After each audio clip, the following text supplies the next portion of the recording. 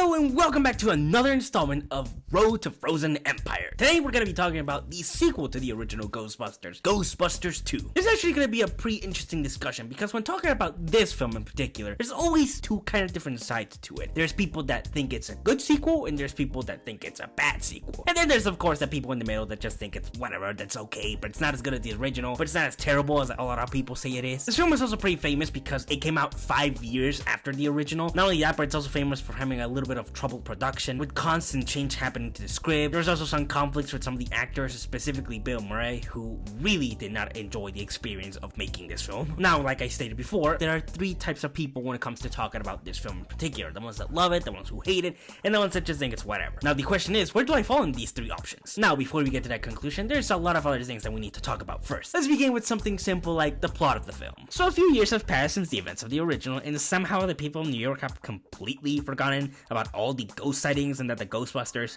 pretty much saved the entire city and possibly the world. The crew have gone their own separate ways, but after day 9 when Race and Newborn experienced some mysterious paranormal events, the guys team up once again to discover that something malicious might be brewing in the city once again. Now you might be saying, yo, you're missing quite a lot of things about the plot. That is true, I am skipping a few things, but that's because unfortunately this film does repeat itself a lot from the original. That's one of the biggest complaints that a lot of people that don't like this movie have to point out. The movie repeats a lot of elements and beats from the original. So the way that I decided to review this is that I'm going to be talking about the good stuff first, the things that I really like and love about the film, and then after that I'll talk about the stuff that I'm not so keen on, you know, the stuff that just didn't fully work for me. But now that we have established that, let's talk about the good stuff first. The first thing that I'm going to be talking about is the cast, which fortunately one of the best parts of the original film is back once again. Everybody that's back from the original film does an incredible job. They all play their part perfectly. They're all fun and charming like they were in the original.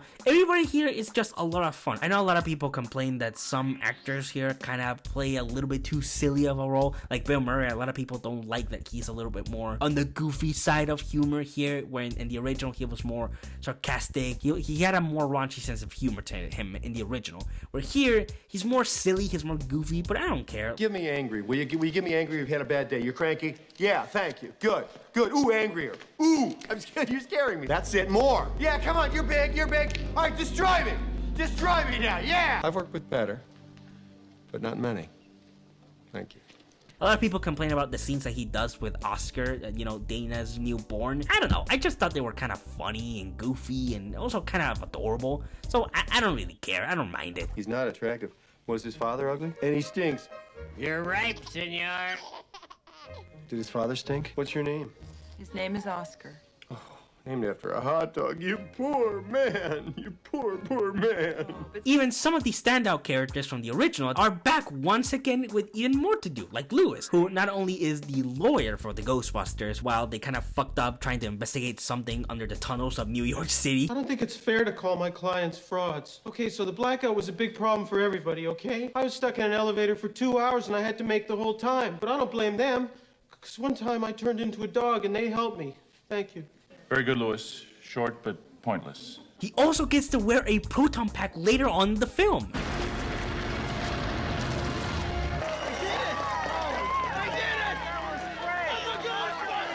There's also one new addition to the cast that I actually really like a lot here. Of course I'm talking about Janosch, who is played by Peter MacNicol. This dude is so obsessed with Dana that he actually ends up teaming up with the villain kinda by the end just so he can be with her. Like, that's fucking ridiculous. If I was to bring that baby, could I have that woman? So be it. She will be our wife to you and mother to me. Yes! Thank you, Lord. Thank you.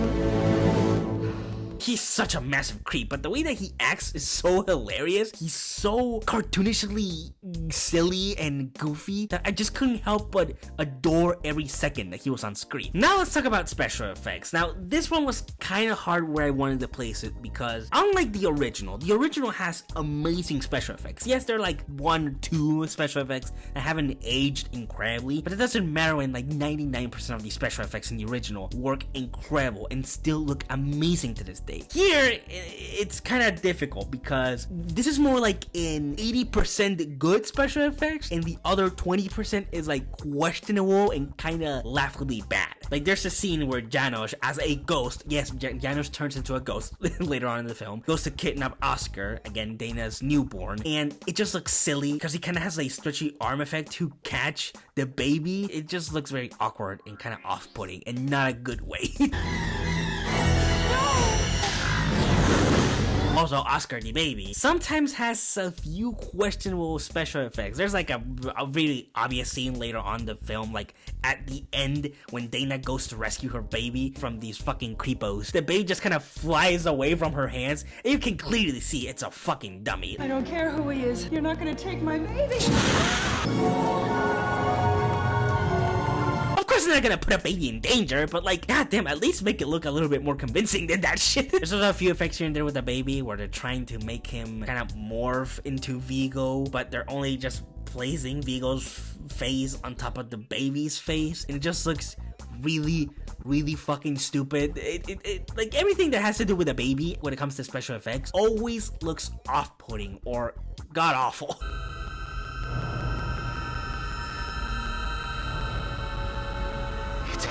Like, I get it, it's a movie of its time, but still, like, goddamn, you could have put a little bit more effort on that. Also, Slimer.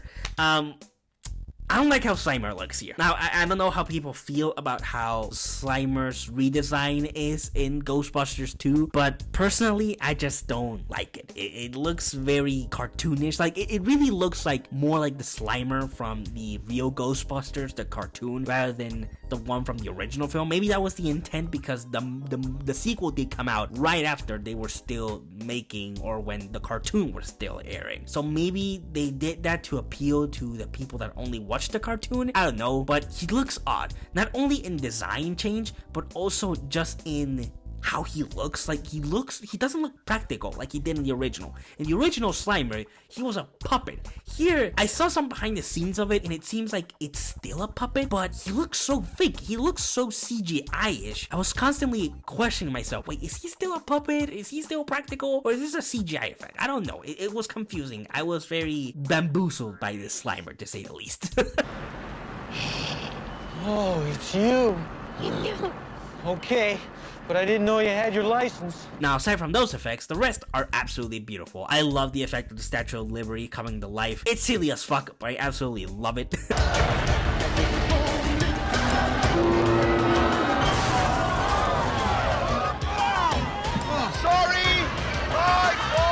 Everything that they do with the pink slime in this film, I just absolutely love.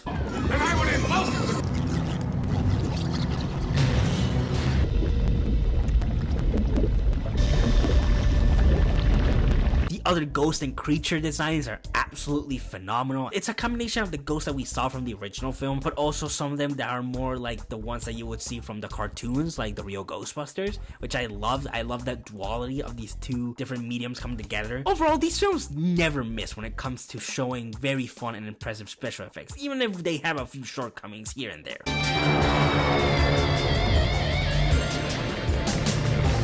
Well, better late than never. Now the score and soundtrack. Ooh, baby. This film has an absolutely fucking phenomenal soundtrack. A lot of the songs in this film are in my Spotify playlist. I'm not even kidding you. Now the score is also really good. Now I will say though, the score here has a little bit more of an upbeat tone to it. It's more lighthearted, unlike in the original, where the original had a diverse and flexible soundtrack, where here it's more whimsical somehow. I don't know, like a lot of that score here feels more like something out of a Spielberg movie. Like, again, the score is very whimsical, it's very uplifting. It's still a pretty damn good score. It's just not the original. Now it's time to talk about the not so good stuff. The stuff I wish was better, the stuff that I could love more. There's one character that I did not mention when talking about the cast, and mainly it's because it's not really a good part. It's the character of Jack Hartmeyer. I do not like this character. Do you remember Walter Peck, the environmental protection agent that had a huge hate boner towards the Ghostbusters in the original? Oh, this film created its own version of that character with this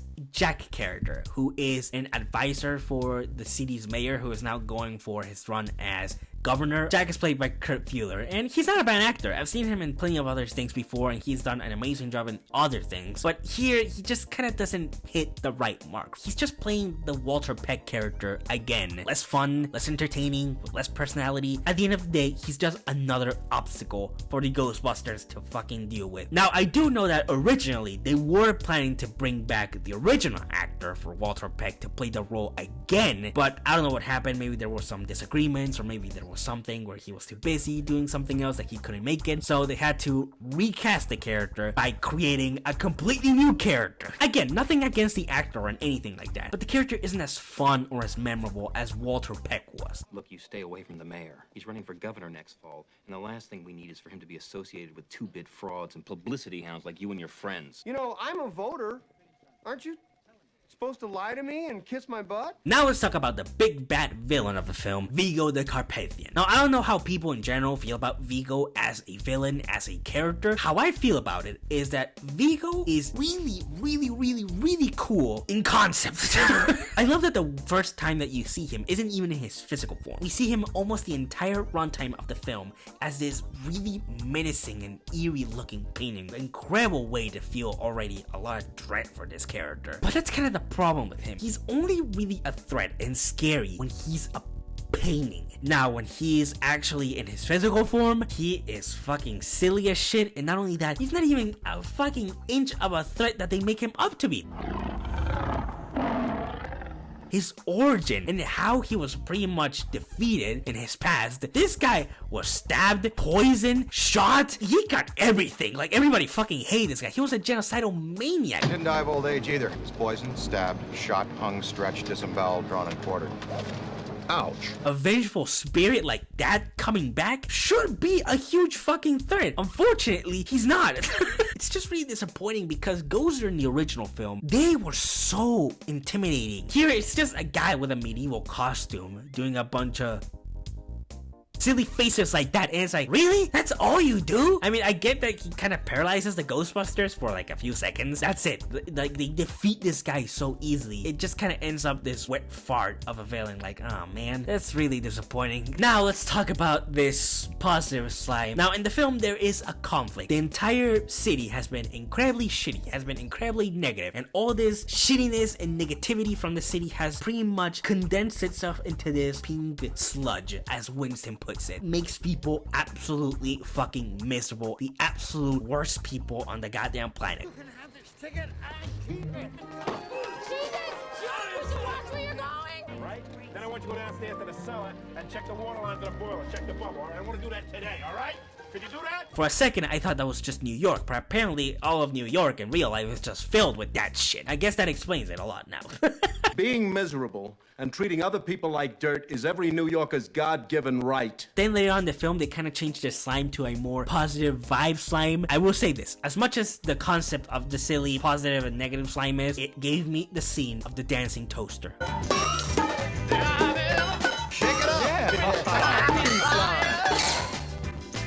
The dancing toaster completely justifies this whole negative, positive, slime, dumb shit that they do here. Ah! Ow! Ow! How did you ever go for it? The old man-eating toaster. Now, the thing that I did forget to mention is that they go into these abandoned train tracks under the city of New York, Winston, Egon, and Ray, to investigate where this river of pink slime is. This entire sequence is odd because the entire movie has been really charming and very silly in general, and then out of nowhere they pull some really fucked up poltergeist type shit where a bunch of beheaded heads on sticks appear out of nowhere. This feels so completely out of place.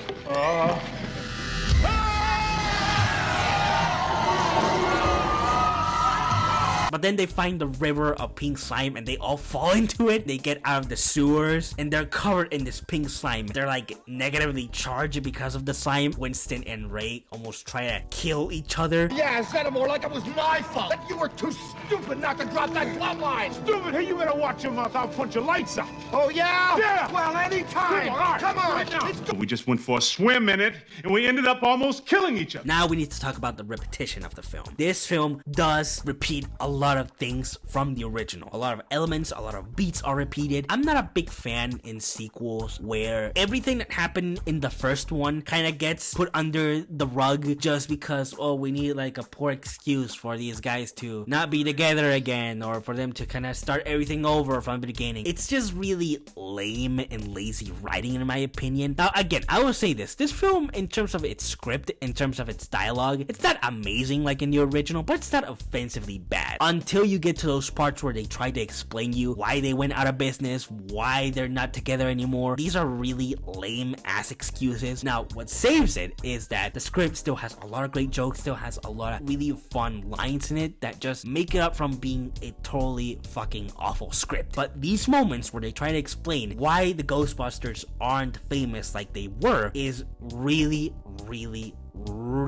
dumb. But there's two specific things here in the film that I just was like, this was a complete mistake. I don't know why you thought this was a good idea to even do. The first thing that really annoyed me about this repetition was the separation of Peter and Dana. This part of the film is possibly the most confusing and kind of annoying part about the film. In the original film, you get to experience this relationship grow and actually turn into something by the end. But here, it's like, oh fuck it, they broke up, everything is not good with each other. Now we have to do this dumb ex-boyfriend, ex-girlfriend shit and get them back together again. Oh, by the way, Dana also now has a baby, so that means Peter is going to be a father as well in some way. The idea of these two being together and being parents to this kid is actually kind of nice. It would have been a really nice progression to this relationship, but for some fucking odd reason they decided to separate them. Not only that, Dana married to some other guy,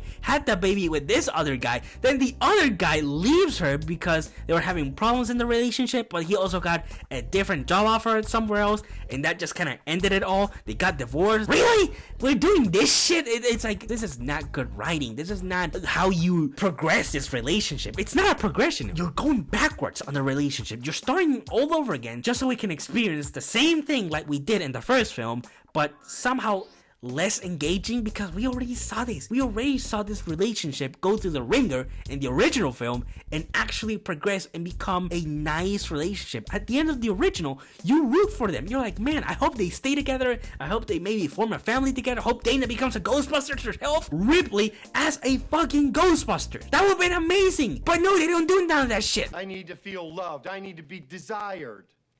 It was when you started introducing me as the old ball and chain. That's when I left. Oh boy, but the next part that I'm about to talk about is possibly the part that makes me the most furious. So, you're telling me after everything that happened in the original film, all the ghosts going rampant on New York City, this god from another century coming back to pretty much tear shit up, did I forget the big ass giant marshmallow man? Apparently everybody in New York City after a couple of years just forgot about all that shit. Poof! Like it never happened. I understand that we as humans, we have short-term memory. But fucking goddammit, if it was me, I would not forget a giant goddamn marshmallow man destroying the goddamn city of New York. I would not forget that. This part of the film really frustrates me. This part where Winston and Ray at the beginning of the film go to a birthday party and they get shit talked by one of the kids saying that they went out of business because everybody thought they were fucking frauds is incredibly fucking stupid. You know, my dad says you guys are full of crap. Jason. Well, some people have trouble believing in the paranormal. No, he just says you guys are full of crap and that's why you went out of business. It's unrealistic as shit after everything that happened in the original film. Everybody saw what happened. So it makes no goddamn sense that they are ignoring it.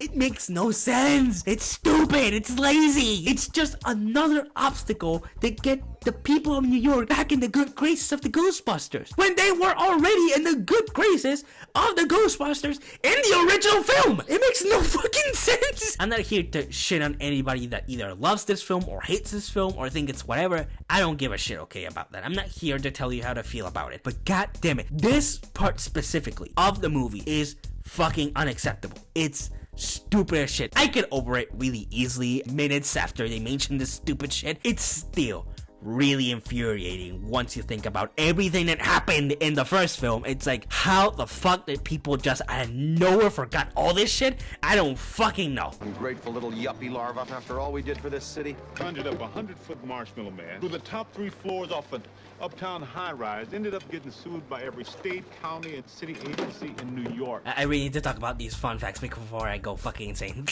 Fun fact number 1. The kid that shit-stalked Ray in the birthday party is none other than Jason Reitman, son of the director of Ghostbusters and Ghostbusters 2, Ivan Reitman. Jason would later go on and direct the 3rd installment in the franchise, Ghostbusters Afterlife. Fun fact number 2. Dan Aykroyd's first draft of the script for Ghostbusters 2 was to set it overseas with a subterranean thread, and would also be about Dana being kidnapped to Scotland, where she discovers a fairy ring. Though later, Ramis would help Aykroyd to refine the script and make it more about Peter and Dana's baby, Oscar. But now, it is finally time to answer the question of, is Ghostbusters a good or a bad sequel? Ghostbusters 2 is not perfect. It has quite a few of its issues, some of them who are kind of inoffensive that I don't really care for much. Even some of the repetition that they do from the original film doesn't really bother me that much, if I'm being completely honest. But those few repetition elements that I mentioned are very infuriating. The Peter and Dana separation, the entire city of New York just forgetting all this shit happened in the original.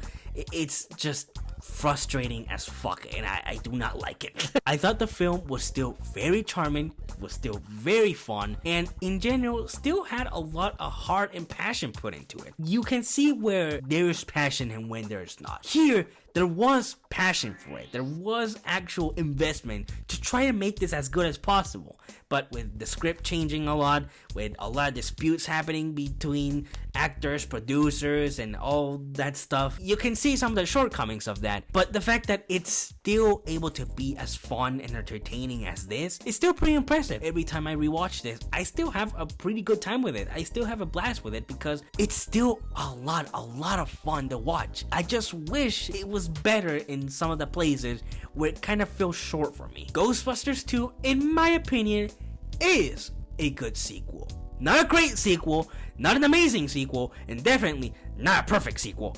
whatsoever. It is not as bad as people make it up to be. I feel like when people talk about it, at least the people that hate it, when they talk about it, they do go absolutely overboard about it. They're like, this is the worst film ever, this is one of the worst movies of all time, this is one of the worst sequels ever made. Y'all bitches are just over exaggerating.